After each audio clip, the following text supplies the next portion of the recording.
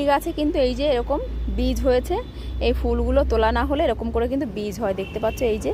আর এইরকম বীজ থেকে কিন্তু খুব সহজে রেন লিলির চারা বানিয়ে নেওয়া যায়।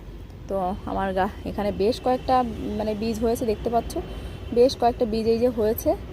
তো এই বীজগুলো কিন্তু এই যে দেখো, এই যে চারা হয়ে গেছে, এই যে এইগুলো শুকিয়ে শুকিয়ে কিন্তু এরকম চারা হয়।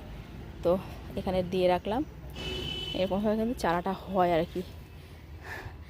তো এই টবটাতে না খুব বেশি যত্ন করতে পারিনি এবার, তাও কিন্তু বেশ ভালোই ফুল দিচ্ছে। আর ফুল কিন্তু একটা দুটো করে বেশ হয়েই যাচ্ছে, দেখো ওই যে কত সুন্দর।